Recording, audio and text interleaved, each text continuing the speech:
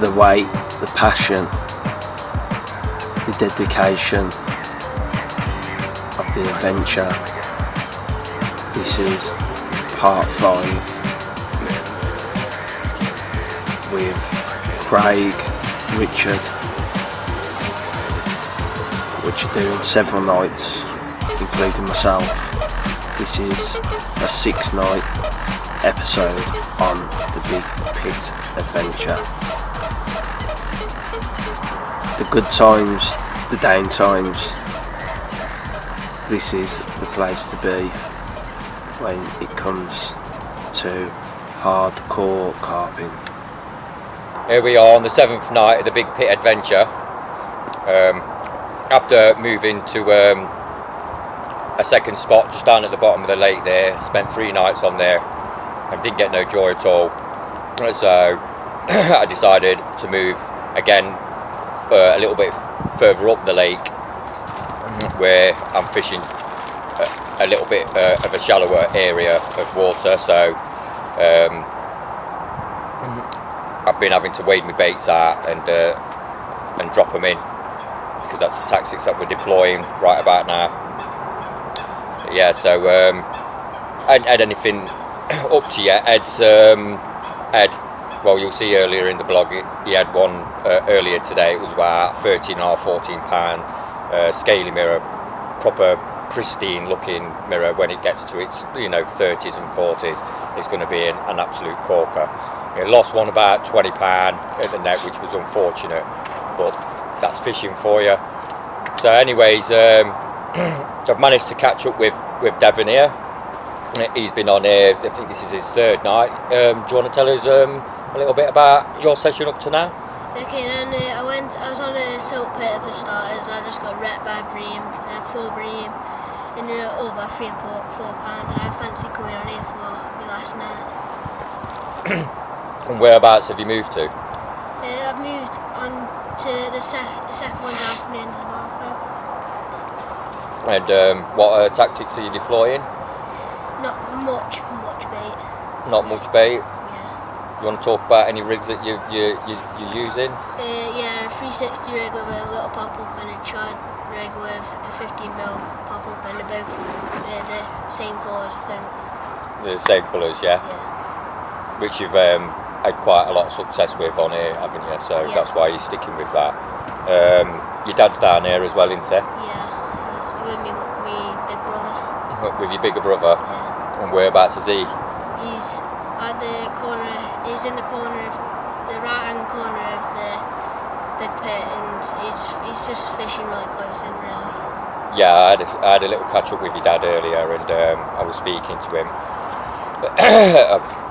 about a few tips and tactics that we've all been sharing on here, because we're all part of a team, as you know. It's all signal baits, so we're all helping each other out. So we're tipping off each other where the fish are showing, and anything that we can really try and get these fish on the bank. You know what I mean? Because it's not just all about one person catching. We don't care whether it's Devon, myself, Ed, his dad, his big brother, or Richard, which is in the corner on the other side of the lake.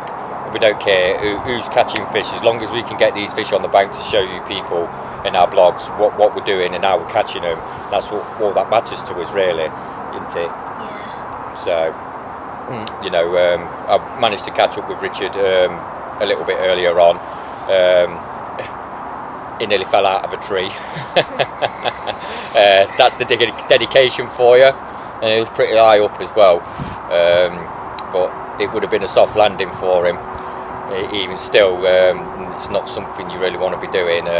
So when you're climbing trees, make sure that you're safe with what you're doing, because you don't really want to be falling out into 16 foot of water, because it's not an easy task to get out fully clothed. But yeah, Richard's not had anything of yet. He's seen fish around, getting a bit frustrating for him at the moment. I was telling him a few pointers about where he's fishing, because he's not fished there before, and telling him to watch out where the snags are, because there's some serious snags that are in front of him that he didn't know about.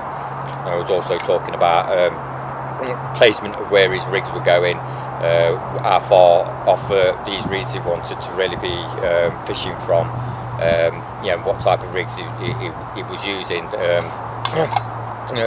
So I had a little catch up with him earlier. He seems still quite confident. His dad's down here as well. I'm not quite sure where Paul is, but he came down earlier today. So there's quite a few of us on here. We've got quite a lot of rigs set into our traps and that, and so hopefully we should be able to show you a few more fish. It has been absolutely solid, as you know. Me and Ed's been down here for this is the 7th night now, and it has been absolutely solid. We've moved everywhere. We've been fishing different spots, even in the daytime. Ed's been moving around. He's been grafting. We've been proper grafting to catch these fish. And at the end of the day, if there's if there's a will, there's a way. And we're trying everything in our power, to try and catch these. But if it's not happening, it's not happening. There's nothing we can do, and that's what fishing's all about.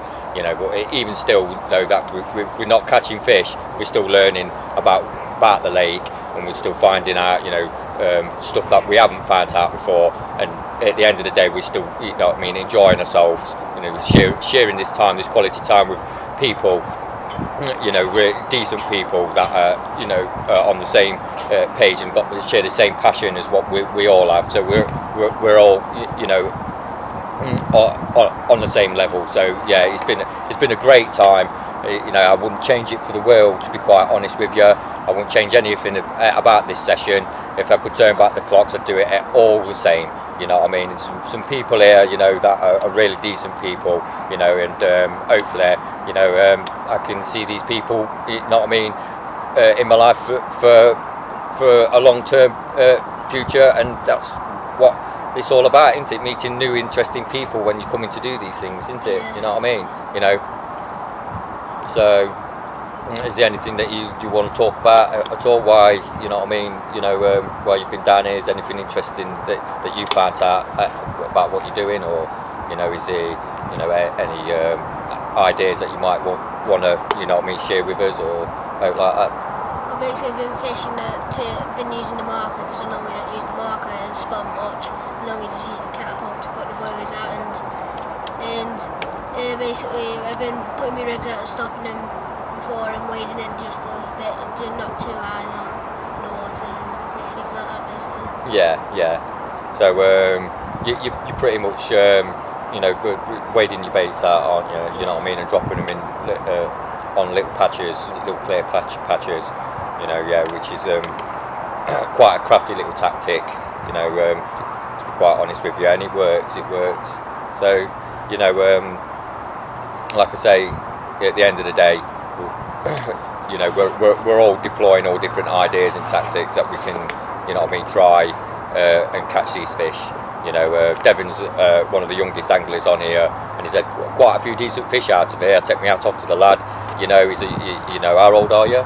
12. He's 12 years old, and the guy's putting fish on the bank, and by the time he gets to my age, he'll probably be creasing, 50-pound, minters, and he'll have a lot of knowledge, and you can see that he's an up-and-coming, angler for the future to watch out for. He does know what he's doing. He's got, he's very clued up with what's happening. And his dad does share his passion with you, don't he? You know what I mean? So it's definitely something that you'll be doing for the rest of your life. I can see that, because you love it. More time you spend down here, the more you want to be down here, don't you? You know what I mean? Yeah, that's what it's all about. You know what I mean? So, is there anything else you want to share with us? You know what I mean? I've pretty much reached to the end of what I'm doing, really, up till now. Is there anything else you want to talk about? Well, I've started having me bank sticks in the water, because I've got a weed about, and my swimming line just goes just over the weed, because the fish can probably get down and try and get inside in the weed. So I've tried putting me bank sticks high and in the water. Yeah.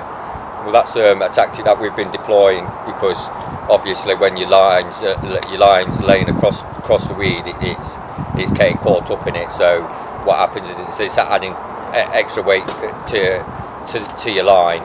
So so therefore, when you do actually catch a fish, you've got a lot of weed on your line as well as the weight of the fish, which can, you know, add to up pulls all the time.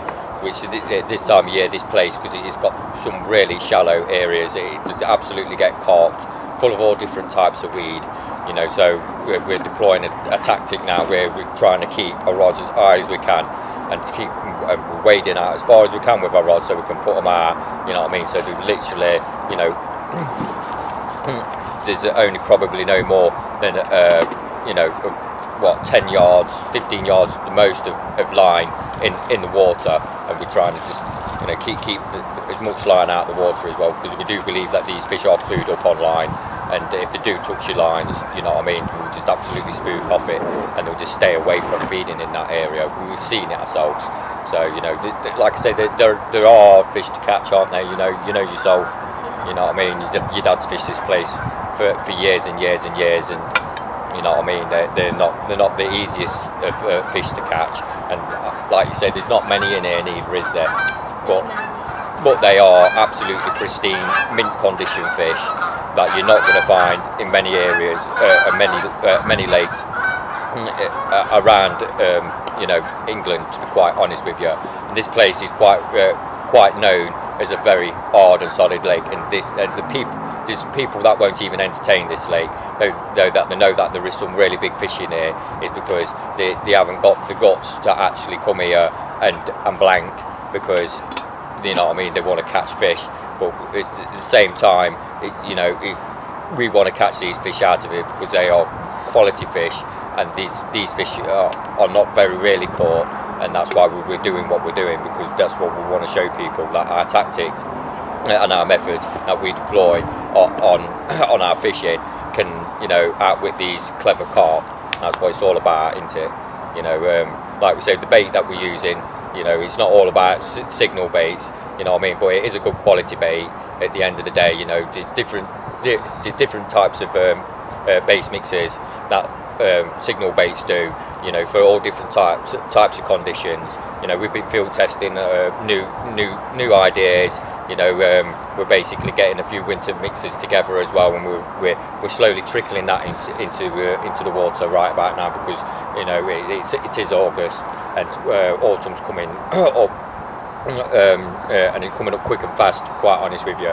So we are starting to now, you know, add a little bit more winter bait into our mixes, into our free offerings, you know what I mean, start bringing the fish onto feeding. So when we do start, you know, dropping off, you know, the aqua squid and the spicy crab, you know, we've already introduced some more of the winter bait in there. So that's what we're doing now. And, you know, we've got to do these kind of tactics to work the fish onto the bait, so they're not getting, you know what I mean, you know, a new bait shoved in there and coming across it, and we're, you know, at the end of the day, this place is absolutely chock full of naturals. They don't even have to touch our bait if they don't want to, you know, and so you've got to, you know, feed them little bit often, and you've got to introduce the new baits slowly, you know what I mean, because, you know, in these places you just can't come down here and introduce bait and think that they're going to jump straight on it, because they don't know it's food, you know what I mean, because they're quite happy just to eat the naturals in here, and, you know, we've seen it all before, haven't we? Right, I think that's about it. Now I'm going to wrap it up. You know, I think I've covered as much as I can do up until now, you know.